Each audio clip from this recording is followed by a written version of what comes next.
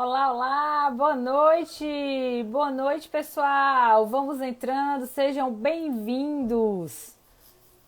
É com muita alegria, com muita satisfação que a gente continua o nosso aquecimento para o intensivo Audiência Trabalhista Perfeito. Uma noite muito especial hoje. Estou com um convidado especialíssimo para a gente estar falando aí acerca de prova, acerca de ação probatória.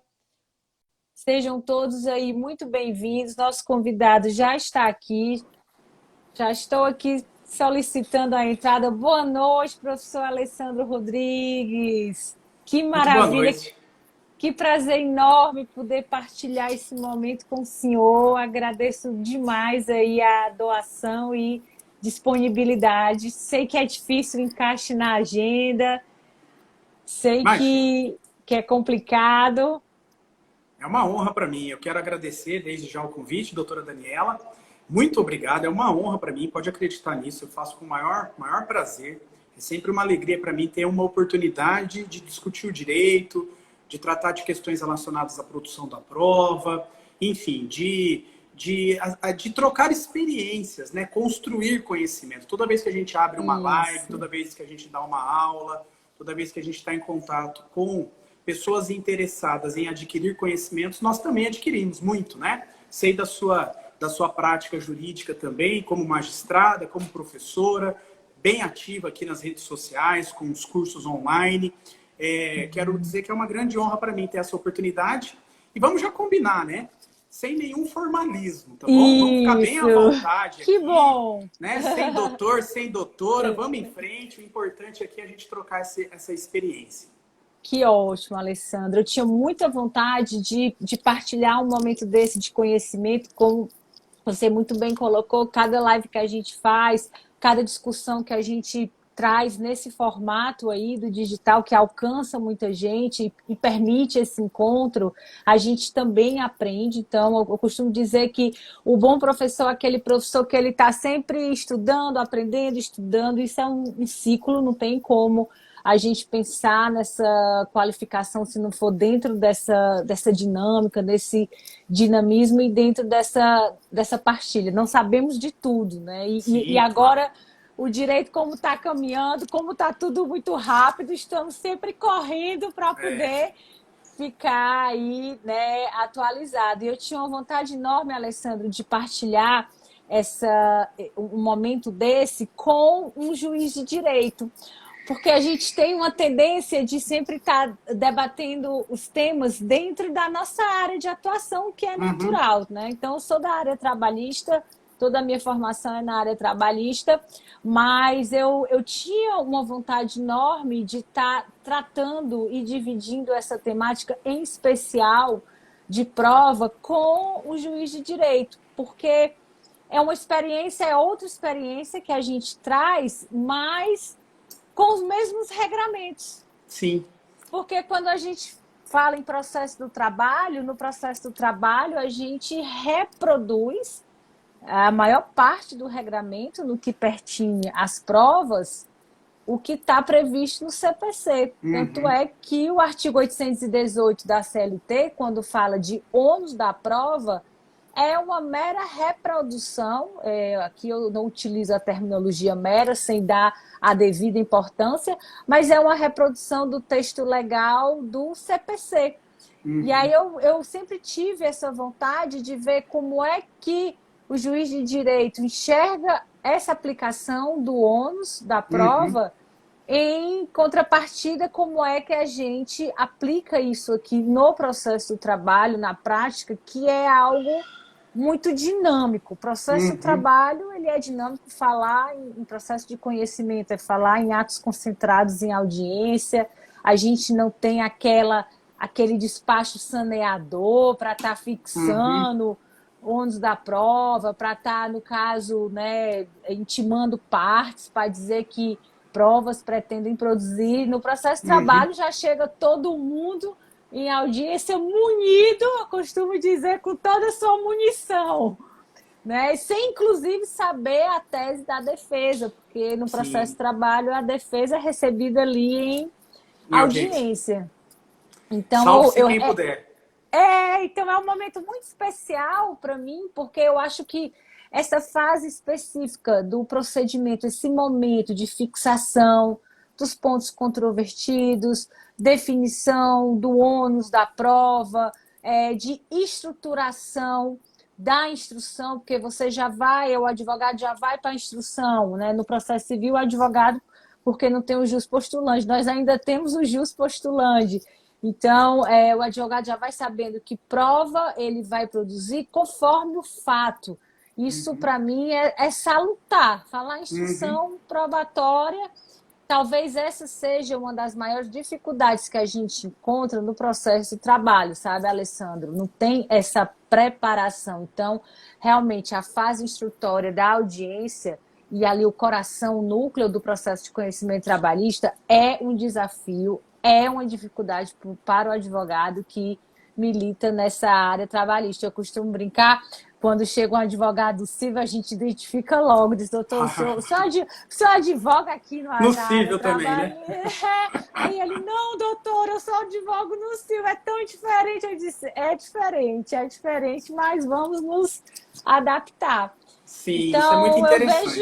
eu vejo como um momento único, sabe, Alessandro? A gente poder trocar essa experiência mesmo, com base num regramento único. Você, de um lado, falando do processo civil, da sua visão, sua perspectiva, sua experiência, sua vivência, e, no meu caso, eu no processo do trabalho. Muito interessante isso aí, viu, doutora Daniela? Porque eu também tenho essa curiosidade. Nós, né, que estamos ali dentro de uma jurisdição, de uma unidade jurisdicional, eu na área da justiça estadual, da justiça civil, e você na área da justiça do trabalho, quando a gente atua, né, na esfera jurisdicional, nós vivemos o nosso mundo, né? Mas nós não temos a oportunidade de conhecer o mundo que está ao lado ali, o mundo da justiça do trabalho. E eu tenho muitos alunos que também são advogados trabalhistas, e às vezes eles me trazem questionamentos sobre isso. Ah, mas na justiça do trabalho acontece isso. E eu falo, olha, infelizmente, eu não conheço o mundo da justiça do trabalho, o processo trabalhista. Eu sei que o CPC se aplica também na justiça do trabalho, muitas vezes de uma forma principal, outras subsidiárias. O procedimento lá é mais célere, é mais concentrado, tudo acontece na audiência, mas eu não tenho uma vivência prática. Eu tenho curiosidade de saber também como que se realizam esses atos na prática dentro da esfera trabalhista. E tenho a minha experiência de quase 20 anos de magistrado numa jurisdição estadual, 17 anos exclusivamente na área civil, e aí, claro, ali eu consigo ter uma visão muito mais específica sobre a aplicabilidade do CPC. Então, eu acho que também que vai ser bem interessante a gente trocar essas experiências aí dos nossos mundos, né? Os advogados ainda têm essa oportunidade de transitar nos dois mundos. Isso. Agora, nós, como magistrados, não. A gente fica vinculado só à nossa esfera de atuação. Então, é bem importante e eu tenho certeza que isso vai ser bem enriquecedor aí para quem está nos acompanhando e para nós mesmos, né? Para a gente ter uma ideia aí de como que as coisas funcionam. Com certeza. Maravilha, Alessandra. Eu reproduzo suas palavras. A gente tira a doutora, tira o doutor. Aqui Às vezes somos colegas. E eu vi que o pessoal está entrando. Eu queria agradecer quem, né, dá o meu boa noite.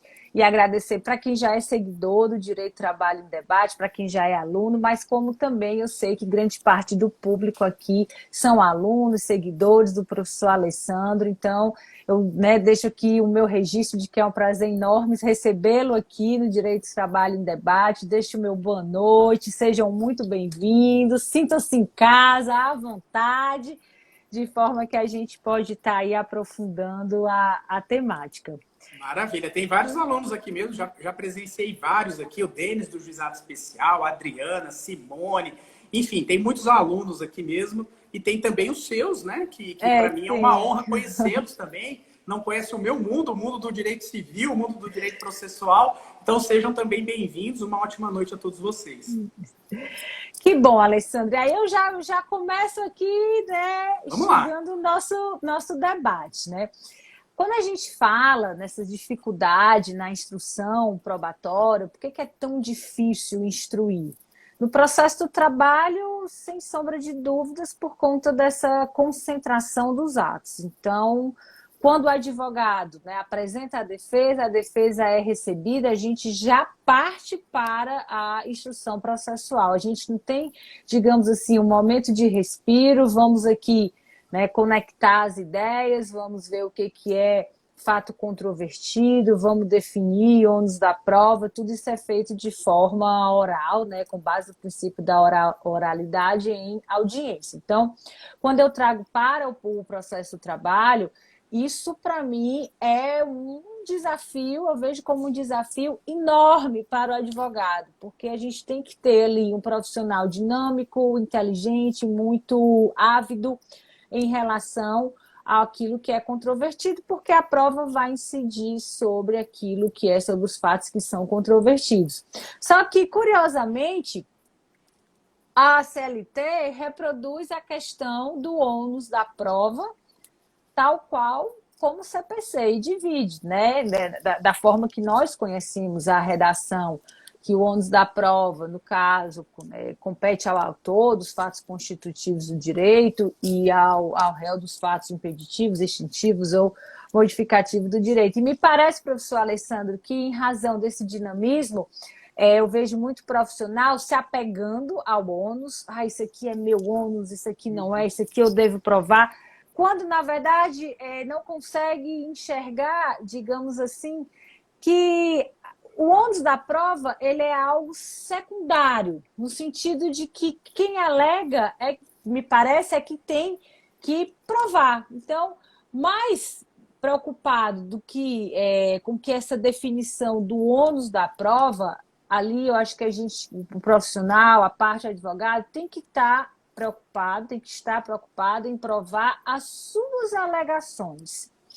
Então, vamos fixar o fato controvertido. Em cima desse fato controvertido, primeiro, né, como é que eu posso provar esse fato? Qual é o meio de prova que eu tenho disponível para atestar essa alegação? Em que sentido? Primeiro eu tenho que, né, e observar, perseguir se o fato sequer ele existiu ou não.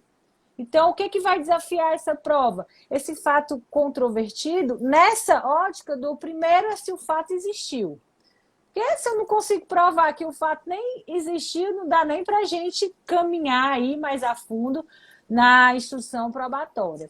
Então, no processo do trabalho, professor Alessandro, essa dinâmica de eu aleguei isso, eu tenho que provar, acredito eu que é um passo mais importante do que a gente ficar ali durante a audiência de quem é o ônus da prova, fixando o ônus da prova, até porque a gente não tem, né, o juiz do trabalho, ele não tem nenhuma obrigação legal, não tem nenhum dispositivo na CLT que diga que ele tem que ir em despacho, em uma decisão interlocutória, se for o caso, em audiência, definir de quem é esse ônus da prova. Ele só vai adentrar nesse campo aí, ou vai eventualmente fazer uma distribuição do ônus da prova, se, no caso, ele verificar uma das hipóteses excetivas lá do artigo 818 da CLT, se ele realmente, se for pedido essa inversão de ônus da prova, ou se for pedido uma distribuição dinâmica. Então, assim, que pese haver a reprodução do regramento na CLT, eu acredito que fica difícil essa aplicação no sentido daquele despacho saneador de definir de quem é o ônus da prova. Então, me parece que o advogado tem que ir com todos os meios de prova que ele, né, tiver ao alcance dele, conforme aquilo que é controvertido, ele tentar provar aquilo que ele alegou. E aí entra naquela discussão, o ônus da prova é uma regra de julgamento, é uma regra, né, de instrução, e aí tem gente defendendo que, né, que defende que com o novo CPC é uma regra já da instrução, né, em razão do novo dispositivo trazido, da nova redação do CPC. E como é que funciona lá no cível, professor Alessandro? Vamos lá. Alguns pontos importantes antes da gente entrar especificamente no ônus da prova. O primeiro é o seguinte: a prova é o coração do processo. Para o advogado ganhar a demanda, ele tem que ter uma atuação ativa em termos de produção da prova. Esse é o caminho, né, a chave para ter sucesso nas demandas. Quem vence a demanda? Quem provou. Quem provou o fato que constitui ou desconstitui o direito alegado, o direito controvertido, o fato controvertido. Enfim, a prova é o caminho para ter sucesso nas demandas. Ter uma atuação estratégica em termos probatórios é o caminho que vai levar ao sucesso da demanda. E muitas vezes falta isso, né? Na Justiça do Trabalho eu imagino que seja mais difícil, porque tudo se concentra na audiência e não há essas definições prévias quanto às provas que serão produzidas. Tudo é definido ali, naquele momento da audiência, inclusive a apresentação da defesa, da contestação. Na jurisdição civil, nós temos um procedimento que ele é mais, eu diria, ele é mais detalhado em termos das fases do processo. Ele é fracionado, ele é fracionado, né? Um procedimento comum, aquele procedimento padrão, ele é composto por 5 fases. Nós temos a fase postulatória, que vai da distribuição da petição inicial até a apresentação da contestação pelo réu. E aí se encerra a fase inicial, a fase postulatória. E aí iniciamos uma fase que é super importante no processo, que é justamente a fase do saneamento. Agora vamos analisar quais foram os termos da defesa do réu. Se esse réu apresentou uma questão preliminar, uma questão processual, ou se esse réu, ao fazer a sua defesa, apresentou um fato novo, um fato desconstitutivo em relação ao fato afirmado pelo autor, um fato impeditivo, modificativo ou extintivo, agora o autor tem que manifestar sobre isso. E é oportunizada a réplica, prazo processual de 15 dias, para que o autor agora... Que é onde vai controverter o fato, né? Com o fato. Então nós temos o fato inicial alegado na petição, controvertido na contestação, e o fato novo alegado na contestação tem a oportunidade agora de ser impugnado na réplica, ou impugnação à contestação. E quando o autor apresenta a réplica ou impugnação à contestação, o processo vem concluso para o juiz, e o juiz vai analisar se estamos diante de um caso de julgamento antecipado. Por quê? Porque não há necessidade de produção de prova, a questão é só de direito, ou os fatos já estão provados por documentos, ou não. Se o juiz entende, não, esse processo precisa de instrução, precisa de produção da prova, aí o juiz vai prolatar uma decisão de saneamento, que é uma decisão muito complexa. Por quê? Porque ele analisa as preliminares que foram apresentadas na contestação, o juiz fixa os pontos controvertidos, o juiz analisa quais são as questões de direito que serão objeto de análise lá na sentença. O juiz, ele analisa se tem requerimento do autor para inverter o ônus da prova ou não. E aí ele é interessante que cria essa obrigação para o juiz, né? Esse exercício cognitivo. Lá no processo de trabalho, a gente faz esse exercício cognitivo mais mental. Porque aqui e na audiência, consta, né? Não consta na ata. Não consta na ata. Nós fazemos podemos falhar, podemos errar nesse exercício. Não, porque é uma decisão complexa. Ela é complexa, ela envolve vários atos, né?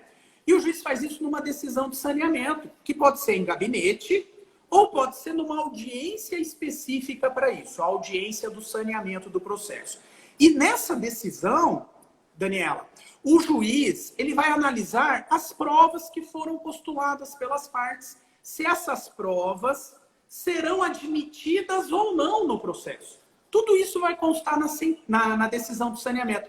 E se o juiz admite a produção da prova, uma prova típica ou atípica, ele vai designar a instrução. E aí sim, quando ele prolata a decisão de saneamento, encerra essa fase e passa para a fase seguinte, a fase da produção da prova. Aí nós vamos lá fazer a perícia, vamos fazer a audiência de instrução. Na audiência de instrução vão ser produzidas as provas orais, depoimentos pessoais do autor ou do réu, prova testemunhal. Vão ser feitas todas as produções probatórias, as partes apresentam as alegações finais para aí sim ir para a última fase do processo, a fase da prolação da sentença. E veja, o Código de Processo Civil, no artigo 369, ele constitui o direito fundamental das partes de produzir a prova.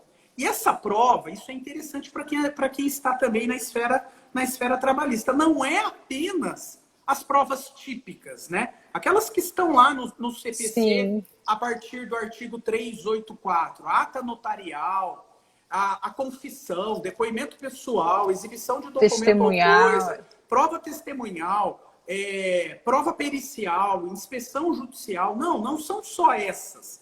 É possível também produzir provas atípicas. Provas que não estão ali especificamente regradas no CPC, mas que são moralmente legítimas. E aí a produção probatória é ampla, né? Há essa possibilidade ampla aí de se produzir a prova. Agora, um ponto que você tocou é importantíssimo. Nós temos, na jurisdição civil e na jurisdição trabalhista, uma regra de ouro, que todo advogado deve levar consigo. Qual seja? Quem alega a prova. Se você alegou o fato, o ônus da prova é seu. Né? Se esse fato constitui o direito do autor, é o autor que tem que provar o fato. Agora, se o fato foi alegado na defesa, se o fato é um fato que desconstitui, é um fato impeditivo, modificativo ou extintivo, aí cabe ao réu comprovar isso. E uma vez produzida a prova é do processo. Pouco importa se quem produziu a prova foi o autor ou foi o réu.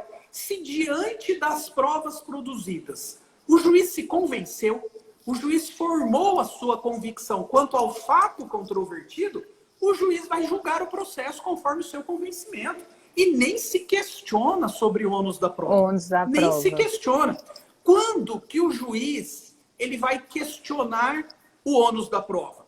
Quando todas as provas foram produzidas, estão dentro do processo, mas foram insuficientes.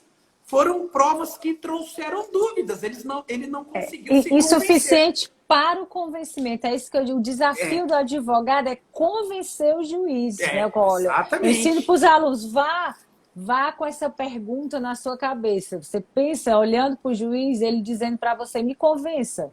Me convença daquilo que você disse. Isso, é exatamente isso. Se as provas que foram produzidas foram suficientes, ok. Agora, se não foram, e já a instrução está finalizada, o juiz precisa julgar, né, Daniela? A gente sabe muito bem disso. O processo está pronto, tem que ser julgado. Não tem como eu não julgar. Eu tenho que julgar. Bom, eu tenho que julgar, mas eu não me convenci. Os fatos são controversos, as provas são falhas, tem prova num sentido, tem prova no outro, eu não consigo me convencer. Ou não tem prova nenhuma, né? Porque às vezes falta prova. As partes não produziram provas e o juiz está em estado de dúvida. Nessa situação excepcional é que o juiz vai tirar agora a carta que ele tem na manga. O juiz tem uma carta na manga que é o seguinte: quando eu, juiz, tenho que julgar e estou em estado de dúvida porque as provas foram insuficientes, eu tenho uma regra no ordenamento jurídico que me aponta como que eu tenho que julgar. E como que eu tenho que julgar? Aplicando o ônus objetivo da prova. Eu, como juiz, faço a seguinte indagação a mim mesmo. Bom, nesse caso concreto aqui, que eu tenho que julgar agora, e eu estou em dúvida, de quem era o ônus da prova? O ônus da prova era do autor, como é em regra, ou foi invertido e passou a ser do réu? E aí eu tenho uma resposta, do autor ou do réu. De quem é esse ônus, a parte perde a demanda. E essa inversão, né, Alessandro, não pode acontecer em sentença, na hora do julgamento, porque eu preciso observar o contraditório. Então, lá naquele despachozinho saneador, da decisão, já tá atrás, definido. já tem que, se houver essa distribuição, se mudar essa dinâmica do ônus, que não é uma dinâmica engessada, tem que ficar muito bem definido, para aquele que não tinha o ônus tenha a oportunidade de provar. Exatamente isso. Por isso que o artigo 373, parágrafo 1º, que ele trata agora do ônus dinâmico da prova, né, como diz a doutrina, o ônus dinâmico da prova, quando o juiz faz a inversão, o juiz tem que fazer a inversão obrigatoriamente antes da instrução, antes da audiência, antes da produção da prova, justamente para que agora o réu, que tem o encargo de produzir a prova porque foi invertido, o réu tenha a oportunidade de produzir a prova. Porque senão ele vai perder a demanda se o juiz ficar em dúvida. Então agora nós não temos mais dúvidas, nem na doutrina e nem na jurisprudência, quanto ao momento da inversão do ônus da prova. Não se inverte o ônus da prova na sentença. Sempre tem que ser antes da instrução. Ou na audiência, né, como é na Justiça do Trabalho, ali no momento da audiência, ou na Justiça Civil, na esfera estadual, nessa decisão do saneamento que o juiz prolata antes de ir para a fase de instrução. Perfeito, Alessandra. Eu já vou colocar aqui uma pimentinha. Vamos lá. O doutor Ramos já está perguntando aqui qual a consequência de não conseguir realizar a prova. Se não realiza a prova, a provável consequência é aí uma improcedência do pedido respectivo, seria o caminho, o curso normal. Mas eu costumo dizer, né, Alessandro, pela prática que a gente tem, que o fato também de não provar por si só em todas as ocasiões, não necessariamente conduz à improcedência, depende do que é ali controvertido, depende do fato que se pretende provar. Então, nós temos, por exemplo, pedidos no processo do trabalho que desafiam prova eminentemente pericial, pedidos de periculosidade, de insalubridade, questões de acidente de trabalho. E muitas vezes o que acontece? O autor ele entra com a petição inicial, faz o pedido, o reclamado é revel e o advogado dispensa a prova. Sim. Não, tá, né, com base na revelia. Só que aí a gente tem, no caso, a determinação legal de que a prova, o meio de prova exigido é um meio de prova específico. Precisa-se da perícia por conta aí da capacidade técnica.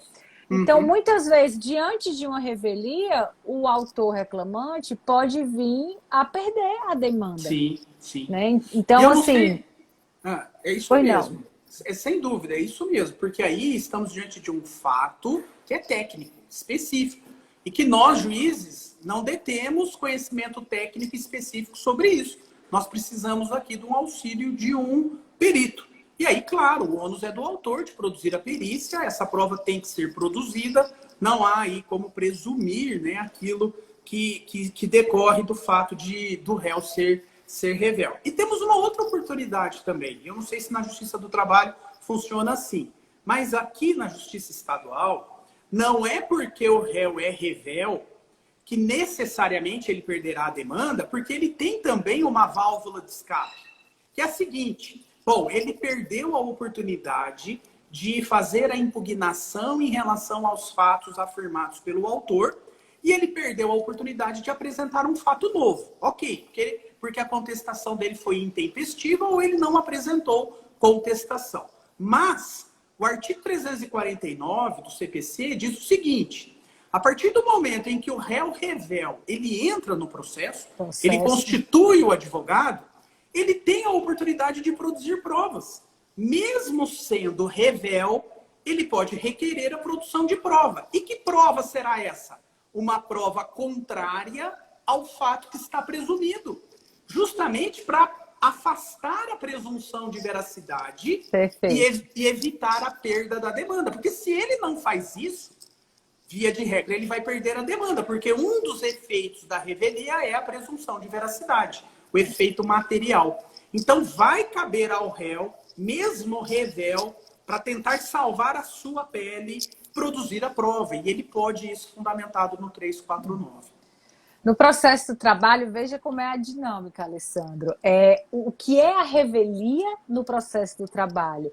É a ausência do reclamado, do réu, do nosso réu, na audiência de instrução e julgamento, que é uma audiência una. Então, se ele não vai, ele não apresenta a defesa, porque a defesa é recebida em audiência. Então, essa ausência caracteriza a revelia. E o que acontecia até 2017?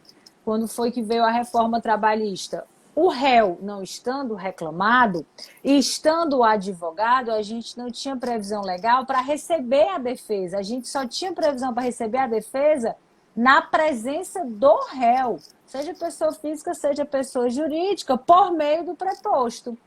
E aí, com a reforma trabalhista, aí, né, corrigiu-se aí, no caso, essa possibilidade. de fato que o réu não estando presente, mas estando presente o advogado com a defesa, essa defesa pode ser recebida. Então, eu tenho uma hipótese aí onde o réu, no caso, não será revel, porque a defesa foi recebida, mas vai estar sujeito a uma pena de confissão, que não vai ser possível o depoimento pessoal, mas o advogado ali presente com a defesa, os documentos servirão como meio de prova, e se o advogado tiver levado as testemunhas, no caso também poderá ser produzida aí uma prova oral ou requerida um outro meio de prova, seja um meio típico ou um meio atípico. Então, é possível sim, mas tem aí no caso essa, digamos, essa diferença de procedimento. Entendi, maravilha. Tem uma pergunta aqui que foi feita, só para não ficar em aberto.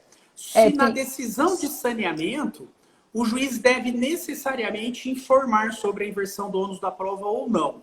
Veja bem, não sei aí na esfera trabalhista, depois você me coloca a posição como que é. Mas na jurisdição civil, a doutrina, né, maioritária, ela diz o seguinte, que o juiz pode, de ofício, inverter o ônus da prova.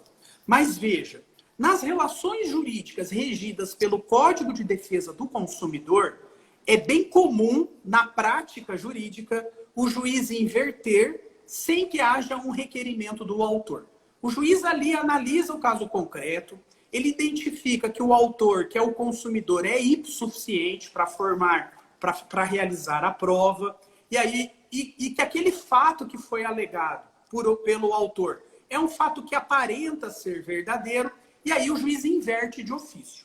Atribui ao fornecedor réu o ônus da prova do fato contrário. Agora veja, isso nas relações jurídicas regidas pelo CDC. Por quê? Porque quando a relação jurídica é uma relação paritária, uma relação que está regulamentada pelo Código Civil, é raro, apesar de ser possível, o juiz inverter de ofício. O juiz não vai parar numa ação em que as partes estão em igualdade de condições. O juiz não vai parar para analisar se o autor tem ou não a possibilidade de produzir a prova. Isso, quem tem que apresentar ao juiz é o advogado do autor. Eu sempre defendo isso, né, nas minhas manifestações aqui nas redes sociais. Cabe ao autor, cabe ao advogado do autor requerer a inversão do ônus da prova quando a relação jurídica é do Código Civil. Por quê? Porque a regra é que o ônus é do autor.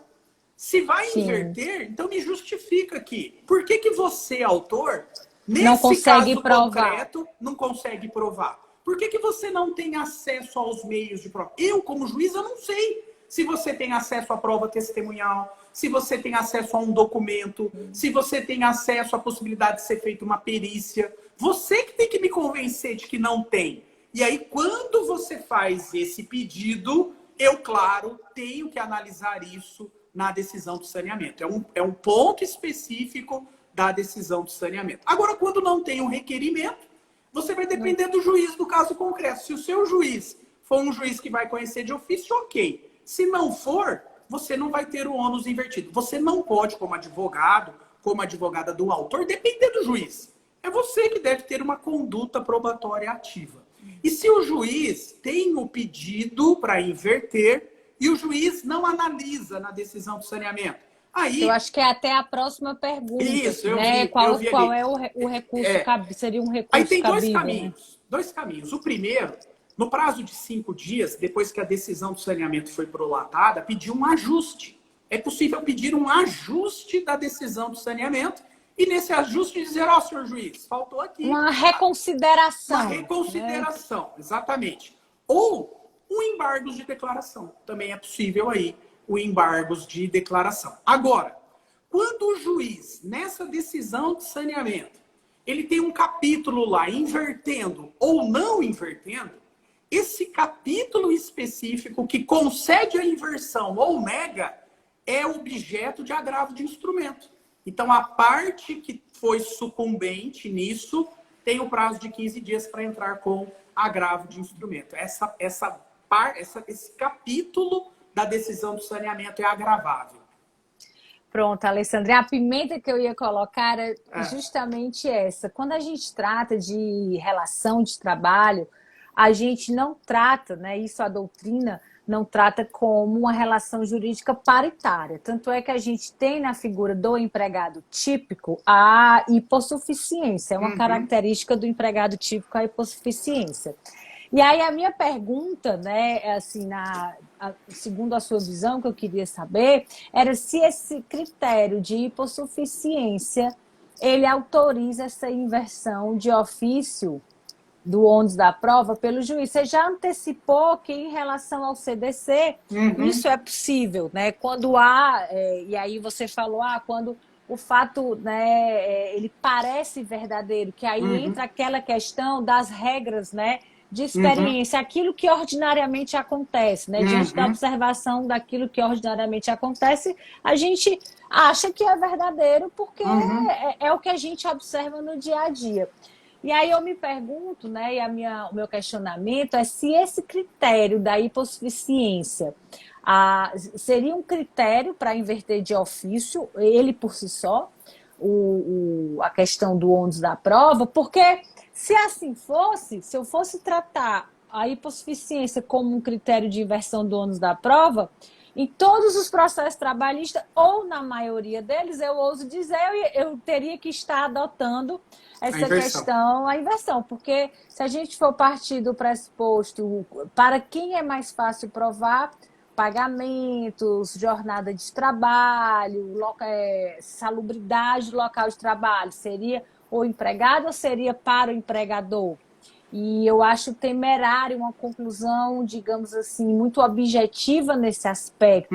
Porque, por outro lado, eu posso estar o quê? Eu posso estar ofendendo o direito constitucional do devido processo legal em relação ao empregador, que sempre vai ter que provar, chegar a uma conclusão dessa, que o empregador sempre vai ter que provar e o empregado nunca vai ter que provar nada.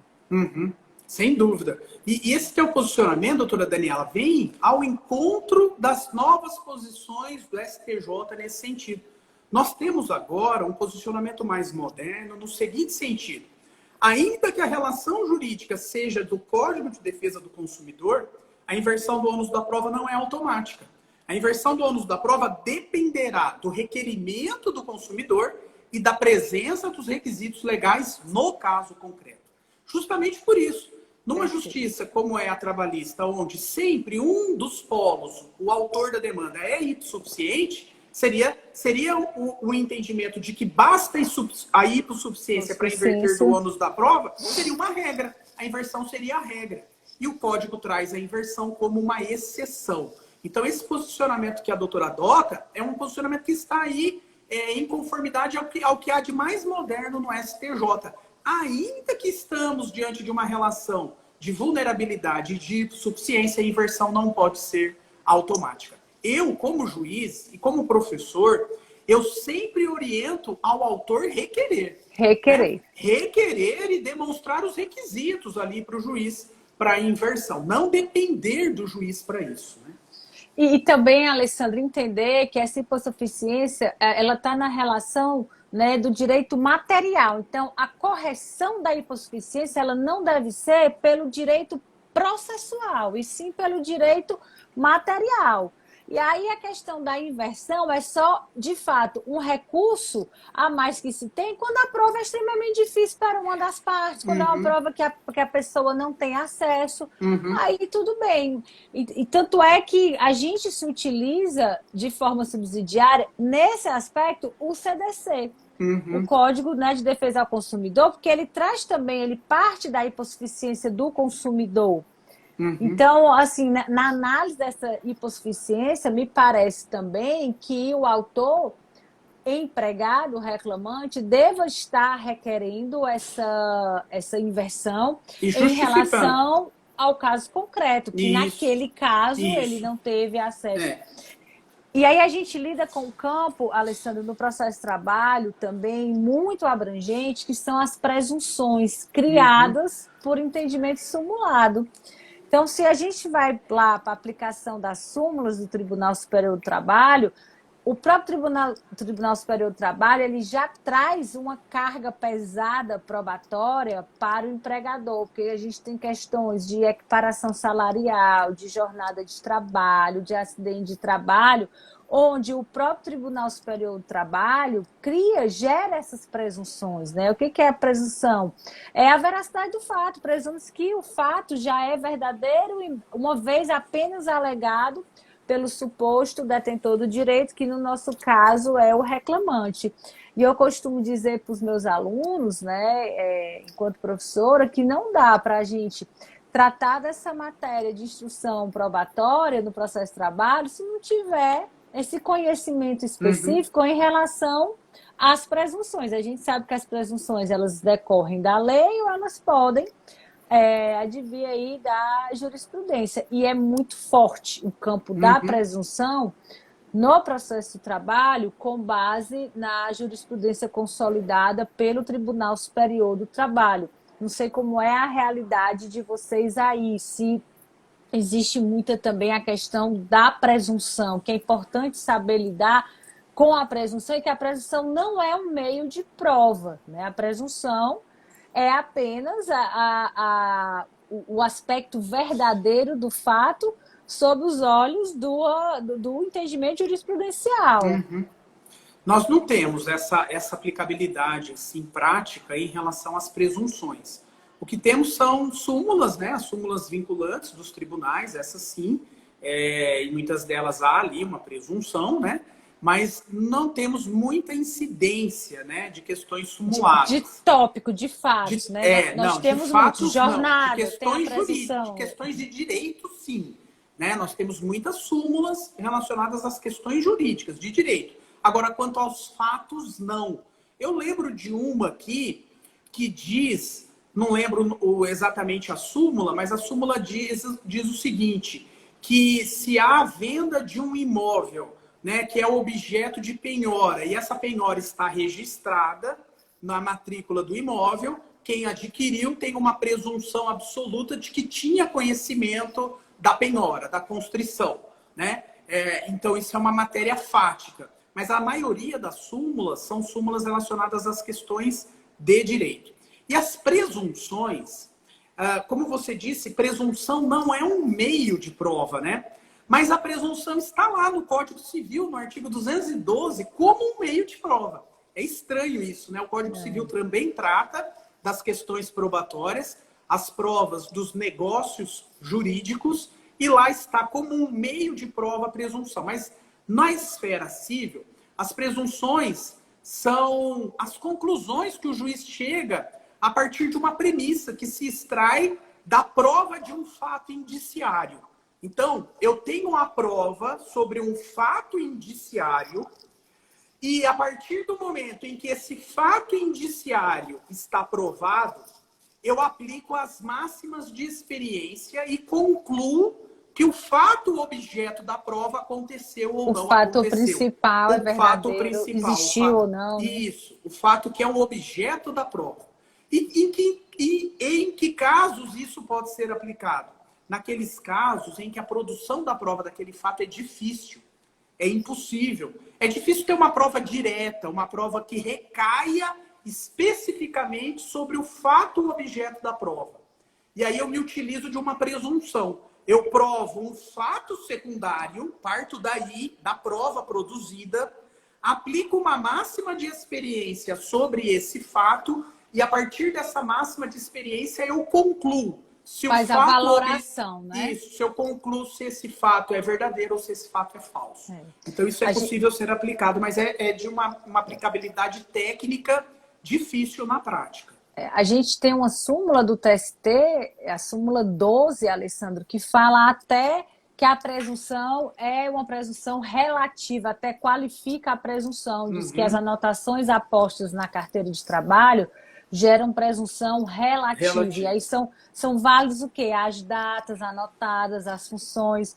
A gente tem uma presunção de que se o empregador não controlar a jornada de trabalho declinada na inicial é verdadeira. Os horários, né? Então, assim... E aí eu faço um contraponto com aquela questão do que é verossímil também. Porque muitas vezes uma jornada declinada na petição inicial, por exemplo, uma jornada de 7 da manhã à meia-noite, sem intervalo, sem descanso, é um exemplo hipotético, durante 5 anos, né? Não tem quem consiga trabalhar nessas condições. E aí, diante de um controle de jornada, eu vou, no caso, acolher uma jornada dessa, a pessoa já teria adoecido. Aí, né, já entra a aplicação daquilo que é ordinário, das regras de experiência. Não é verossímil uma jornada dessa. Pode até ser verossímil que ele trabalhasse sobre jornada, mas essa jornada em específico declinada não extrapola aquilo que é normal. Extrapola qualquer razoabilidade. Eu peguei um processo uma vez, Alessandro, que a pessoa trabalhou como empregada, ela disse que trabalhou 3 anos sem nunca ter recebido salário. Você trabalha sem receber salário, você consegue sustentar 6 meses, 7 meses, dependendo da condição financeira, da família, mas nesse caso, 3 anos, nunca recebeu salário. E ela, a pessoa, era uma revelia, eu gosto sempre de colher o depoimento pessoal. Né? No processo do trabalho, adoro depoimento pessoal. Muito bom, funciona muito bem. E era uma revelia, não tinha ninguém do outro lado, e ela, no depoimento pessoal, disse que ela era a única que mantinha a casa, que tinha uma filha, e que ficou 3 anos indo no local de trabalho sem receber, nunca recebeu uma remuneração. É, no mínimo, né, assim, estranho essa situação fática, o juiz tem que valorar isso aí, essas declarações conforme aquilo que é verossímil também. Sim, né? Existe campo para isso também, né, Alessandro, nessa valoração da prova. Ainda que seja revel, né, o reclamado aí no caso concreto, justamente por isso. O Código de Processo Civil também trata isso, né? Nos casos em que a alegação fática for inverossímil, o juiz pode afastar a presunção de veracidade. Então, ainda que o réu seja revel. Então, nesses casos extremados, sem dúvida nenhuma, até como a Kátia colocou aqui, a doutora Kátia, isso já é quase uma escravidão. 3 anos sem receber nada já é escravidão, né? Foge daquilo que é razoável, daquilo que é normal nos dias de hoje, né? Então, a gente tem que ter essa ponderação, sim, e as máximas de experiência nos permite isso, né? Isso é importante. O doutor Brito está colocando aqui que o ônus da prova, via de regra, deveria ser sempre do empregador. Mas aí vai trazer um fardo pesado para o empregador. E se a gente pensar no empregador, uma empresa, né, uma pequena empresa, um microempresário, aquele que se confunde com, né, a própria pessoa jurídica. Eu pego o caso, Alessandro, onde o hipossuficiente, não raro, é o empregador. Às vezes o empregado está numa condição melhor do que a do empregador. Sim, eu imagino, tem de tudo. Mas o direito flexibiliza as possibilidades, né? No caso concreto, nós temos situações concretas, claro, em que o empregado não tem condições de produzir a prova, mas temos situações que ele tem. Né? Se o empregador é um empregador regular, que fornece toda a documentação, que tem um recibo de pagamento, que tem um controle, o empregado também tem tudo isso, né? Recebe tudo isso durante os meses, né, em que elaborou ali. Então vai depender sempre do caso concreto. A prova documental é uma prova muito forte no processo de trabalho, porque a própria lei já atribui essa obrigação ao empregador de produzir vários documentos, recibo de pagamento, controle de jornada, entrega de EPI. Então, a própria CLT já determina quais os documentos, né, devem ser produzidos, confeccionados pelo empregador e entregue ao respectivo empregado. Por outro lado, a dificuldade de prova do empregado, ela pode ser suavizada pela prova testemunhal. A prova testemunhal, ela é amplamente utilizada no processo do trabalho, não existe hierarquia entre as provas e é muito comum que um funcionário que tenha trabalhado juntamente com esse empregado, que conheça o local de trabalho, ele venha a juízo aí prestar o seu depoimento para atestar a veracidade, a existência de determinado fato. O doutor Ramos está perguntando aqui, no processo do trabalho, como é que fica essa inversão diante de uma audiência una. Aí entra muito, importante a observação do professor Alessandro, que o advogado tem que estar intervindo e tem que estar requerendo. Doutor, isso em audiência, por isso que a oralidade é importantíssima no processo de trabalho. Doutor, eu quero requerer a inversão do ônus da prova por motivos tais, comprovando os requisitos previstos lá no Código de Defesa ao Consumidor. Então, o pedido é feito em audiência e o juiz aprecia esse pedido em audiência. E se o juiz indeferir, nós temos o recurso do agravo, da reconsideração, nós não temos. Nós não temos no processo de trabalho nenhum recurso imediato contra a decisão interlocutória ou decisão interlocutória proferida em audiência. Aí entra a função aí dos nossos protestos trabalhistas, que é um meio de resignação a ser apresentado pelo advogado, onde ele pode estar levando essa discussão lá para a matéria recursal. Mas Doutora, ele assim tem que fazer mesmo. isso na audiência? Em audiência. Em audiência, senão preclui. Preclui. E preclui Então, mesmo. eu também consigo identificar os advogados que são trabalhistas quando eles vão dar um pulinho lá na Justiça Estadual. Por como isso, é? Conta aí, conta pra deixa eu mim te essa contar o que experiência. acontece. Quando a gente está em audiência, muitas vezes há requerimentos ali formulados na audiência. E o juiz vai conhecer no momento da audiência. Hoje mesmo eu tive um requerimento numa audiência que eu fiz à tarde. Apesar do saneamento, tem Isso. esse espaço ainda, se quiser requerer outras provas. Não preclui pelo saneamento. Provas é mais difícil. Mas, complicado, por exemplo, né? Mais complicado. Mas, por exemplo, foi ali apresentada uma testemunha por uma das partes e essa testemunha não foi arrolada previamente.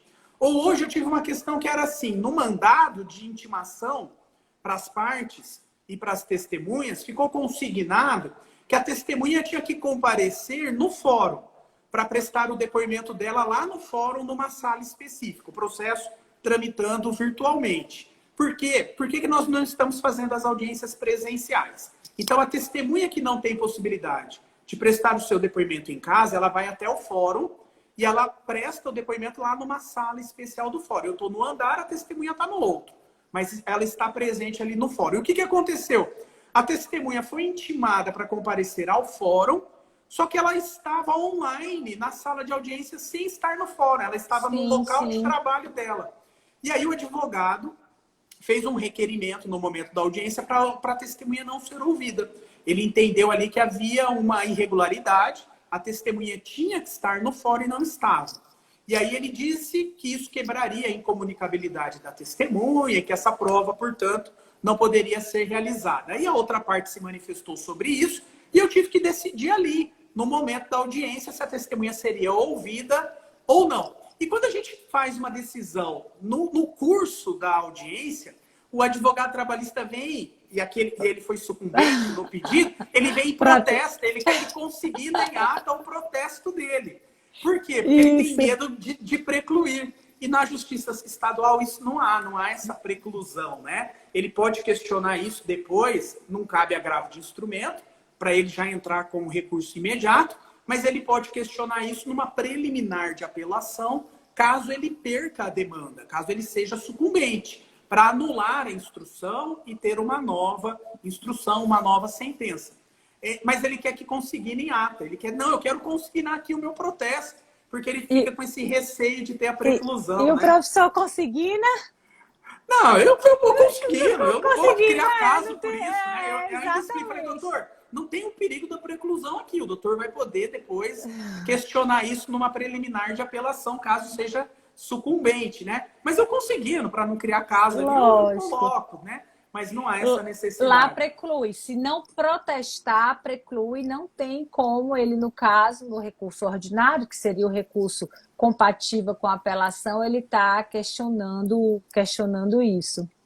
Aí perguntaram aqui como foi minha decisão, né? Diante da testemunha que não poderia ser ouvida, eu indeferi o pedido sobre a alegação de que a testemunha estava no local de trabalho dela, mas numa área privada, sem nenhuma pessoa próxima, e aí, na hora do depoimento, nós consignamos isso, né? Eu fiz ela mostrar toda a sala onde ela estava sozinha realmente, e que prevaleceria aí o direito fundamental de produzir a prova. Era uma testemunha importante para o esclarecimento dos fatos, era uma testemunha que traria elementos para a formação da convicção do juiz e que aquela alegação era um vício, uma irregularidade que não traria nenhum prejuízo para a produção da prova e para a parte. E aí eu indeferi, fundamentado no 369, esse pedido para a testemunha não ser ouvida e admitir a produção da prova. Eu registro aqui que eu faço muita instrução telepresencial e tem me surpreendido a demanda do telepresencial, que eu estou recebendo muito pedido, como a gente lida com a audiência una, para que seja nesse formato, nessa modalidade telepresencial. Até porque a gente está tendo essa atuação de advogados de todo o Brasil, em vários regionais, e eu nunca tive nenhum problema.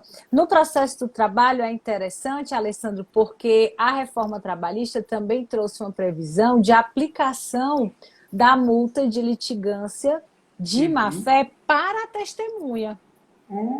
Então, assim, é uma penalidade específica que é pouco utilizado, pessoal, né? É um recurso que tem lá na consolidação das leis de trabalho, é pouco utilizado, mas também, no caso, para a gente contribuir para a legalidade da instrução, a testemunha no processo do trabalho, ela pode estar sujeita à aplicação da multa por litigância aí de má-fé. Olha que interessante. É bem interessante. Maravilha. E aqui o Antônio está atestando que já pegou o cartão de ponto falso, aí tem que impugnar, né, Alessandro? Para controverter, tem que impugnar a documentação apresentada com a contestação. Sim. O ônus específico da impugnação, né? A impugnação não é só em relação aos fatos que foram apresentados, é também em relação aos documentos que foram juntados. Na esfera civil, aqui da jurisdição estadual, o momento processual adequado para a juntada de documentos no processo, o autor na inicial, o réu na contestação. Essa é a regra. Mas o Código de Processo Civil excepciona essa regra. Diz o seguinte, olha, se o documento for novo, esse documento pode ser apresentado em qualquer momento do processo. E quando que um documento é novo? Nas situações do artigo 435. Lá no 435, nós temos 4 hipóteses de documentos novos. E em qualquer dessas 4 hipóteses, o documento pode ser apresentado em qualquer momento, inclusive em segundo grau de jurisdição. Então, e aí, quando se junta um documento no processo, a parte contrária tem que manifestar sobre ele, efetivo contraditório.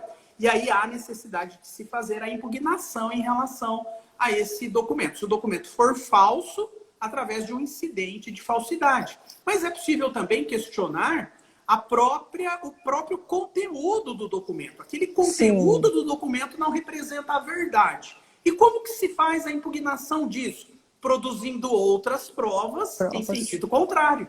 Em sentido contrário ao do documento. E interfere até no ônus, né? Quando a falsidade é uma falsidade ideológica, material, ou aquela falsidade formal, né? Exatamente, tem isso também.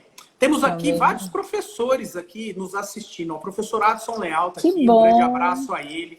Professor Marcel Rulli, vi por aqui também, um grande abraço. Professor Rodrigo Alvarez, do Criminal na Prática. Doutor Tiago, um colega nosso da Justiça do Trabalho, está aqui presente também, um especialista em direito probatório. Então, um grande abraço a todos vocês aí. Que maravilha, prazer enorme, muito obrigada. A Kátia está perguntando aqui se pode pedir, qual o momento para pedir a multa por litigância de má-fé. É em audiência, Kátia. No processo do trabalho, tudo em audiência. Por quê? Porque preclui, como a gente já colocou aqui. Então, tem que ter o registro do pedido, né? O juiz, no caso, vai estar decidindo e aí, eventualmente, o advogado vai poder estar consignando os respectivos protestos em caso de indeferimento do pedido.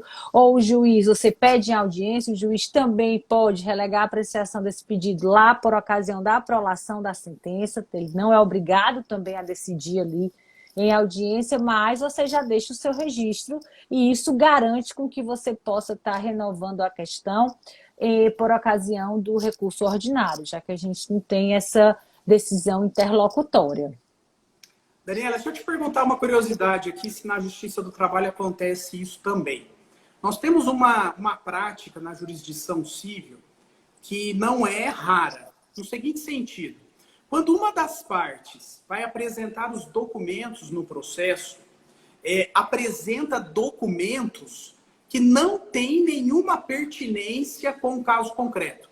Documentos irrelevantes. Para quê? Para formar um volume de documentos dentro desse processo e no meio desse volume que foi juntado, tem ali o documento que é importante, aquele documento que é relevante, que é interessante, que é útil para o processo. E por que a parte faz isso? Ela repete documentos ou ela junta documentos que não tem nada a ver com o litígio, que são irrelevantes, para que a parte contrária tenha dificuldade de fazer a impugnação do documento que é o pertinente. Porque ela vai ter um prazo ali de 15 dias para manifestar sobre esse documento que foi, sobre todos os documentos que foram juntados, e aí esse é um expediente que dificulta a parte contrária a fazer a impugnação concreta do que tem que ser impugnado. Essa prática, nós temos aqui considerado uma prática que viola a boa-fé processual. Isso aí tem um nome, né? Até é muito usado na arbitragem como documents dump. É uma prática de má-fé processual em que a parte junta vários documentos para impedir ou dificultar a vida do adversário em fazer a impugnação do documento que é o correto, o necessário para aquele caso concreto. E aí, a doutrina diz o seguinte, numa situação dessa, de má-fé processual, cabe ao juiz ou à parte adversária, que agora terá que manifestar sobre todos esses documentos, de requerer aquele que juntou que ele demonstre qual é a pertinência de cada um daqueles documentos para o caso concreto, que ele justifique por que aqueles documentos foram juntados, com qual objetivo, né, aqueles documentos foram apresentados no processo. E se essa parte não justifica, ou essa justificativa é indevida, o juiz determina o desentranhamento do processo desses documentos e aplica multa de má-fé a essa parte. Esse expediente é utilizado também na jurisdição trabalhista? Não, a gente não identifica tanto. Mas por quê? Porque a contestação ela é recebida em audiência. Então, o advogado ele tem poucos minutos assim, para estar analisando esses documentos. Tanto é que a previsão legal para um procedimento sumaríssimo no processo do trabalho é que o advogado impugne o documento. Não, na letra da lei não tem lá prazo para manifestação acerca da defesa, não vai ser aberta vista para impugnação ao documento. E o advogado não tem tempo, no caso, para estar folheando esses documentos. Então, é um trabalho muito árduo para o advogado, onde ele concentra ali o que foi pedido na inicial, qual foi a tese de defesa e qual o documento ali que serve e que não serve para ele. Se existe uma dificuldade em que seja feito isso em audiência, o comum é que o advogado requeira um prazo. Olha, doutor, aqui está muito complexo, aqui foram juntados muitos documentos, eu não tenho condição de me manifestar aqui em audiência. Aí é comum que os juízes defiram esse prazo para que ele possa estar se manifestando acerca desse documento. Isso com base, obviamente, no contraditório. E sabe o que acontece, Alessandro, nessa prática? Como a gente trata com o reclamado, muitas vezes o reclamado ele junta documento que não é pertinente ao objeto da lide, mas ele faz prova contra ele em relação a outros pedidos, a outros possíveis pedidos. Então, por exemplo, numa reclamação trabalhista é pedido pagamento de verba rescisória, mas com a contestação vem todos os cartões de ponto. Aí o que o advogado reclamante faz? Vê que ali tem hora extra. Aí ele entra com um novo processo pedindo pagamento de horas extras. Então, acaba que, algumas vezes, acontece isso. O reclamado faz, por juntar muito documento, acaba produzindo já prova contra ele para uma eventual uma outra demanda. Uma demanda futura. Tiro sai pela culatra. Ô, Alessandro, que maravilha, que bom, que noite maravilhosa. A gente já está aqui, andando aqui para o final, eu sei aí dos seus compromissos. Fica à vontade, estamos aí. Não vamos elastecer. Eu queria deixar aqui o meu registro de agradecimento de muito boa noite para todos. Dizer, Alessandro, que realmente foi uma noite muito enriquecedora para mim. Eu saio daqui tendo com mais aprendizado, com mais conhecimento. Quero te agradecer a ter aceitado esse convite, a partilhar esse momento. Quero dizer a todos que estão aqui, que acompanharam a gente, são muito bem-vindos dentro dessa matéria trabalhista, né, ao direito do trabalho em debate. Quero parabenizar o professor pelo trabalho também que ele faz nas redes sociais, nos cursos, os alunos, eu acompanho os relatos e sei que é um professor de grande atuação e conhecimento como professor e como juiz. E quero aproveitar e dar os parabéns, que amanhã é o dia do professor. É verdade, é o dia do professor. Não podia esquecer. Parabéns para nós, né? Parabéns para todos nós, professores e estudantes do direito, né? Isso é muito importante também. A gente sempre estuda, né? Estuda demais para poder estar aqui nas redes sociais, apresentar um pouquinho da nossa experiência. A gente tem esse compromisso, né? De buscar o conhecimento para poder transmitir o conhecimento, senão não é possível. E aí eu fico muito agradecido pelo convite. Foi uma grande honra participar aqui da sua live. Desejo a você muito sucesso. Estou vendo aí você está numa preparação, né? Para um pré-lançamento, é isso? A gente vai ter o nosso intensivo, a Audiência Trabalhista Perfeita, na semana que vem, dos dias 19 a 21, que é justamente, né, qualificar o pessoal para dominar essa audiência trabalhista, do início ao fim, com excelência e maestria, porque é difícil, é um ato processual difícil. E a gente está nessa preparação desse evento específico. Desejo muito sucesso a você nesse evento. Obrigada. Muitas felicidades aí na condução dos seus trabalhos. E pode contar comigo sempre, tá bom? Quando precisar, a gente se mantém em contato aí pelos directs, vamos alinhando. Qualquer hora você vem também no meu perfil, participa do meu perfil também. Vamos alinhar isso aí, sem dúvida nenhuma. Muito prazer em conhecer você pessoalmente. A gente só se conhecia, né, pelas redes sociais, assim, sem uma live, sem um contato direto. Seja muito bem-vindo também todos os seus alunos no meu perfil, assim como os meus alunos. Eu também aqui, né, faço uma referência ao seu perfil, que é um perfil com muito conteúdo sobre a prática da justiça trabalhista, sobre as audiências, enfim. Eu vi alguma postagem sua sobre as alegações finais esses dias atrás, bem bacana também. Enfim, estamos juntos aí para o que precisar. Muito prazer, uma ótima noite a todos. Um grande abraço aos meus alunos que estão aqui conosco. Quero mandar um abração para todos eles. E aos seus, né? Que eu não tive a oportunidade ainda de ter um contato direto. É a primeira vez. Sejam muito bem-vindos também. Uma ótima noite a todos, tá? Que bom, pessoal. Boa noite. Estou à disposição. Quando precisar também, é só chamar. Vamos continuar aí interligados o processo civil com o processo do trabalho.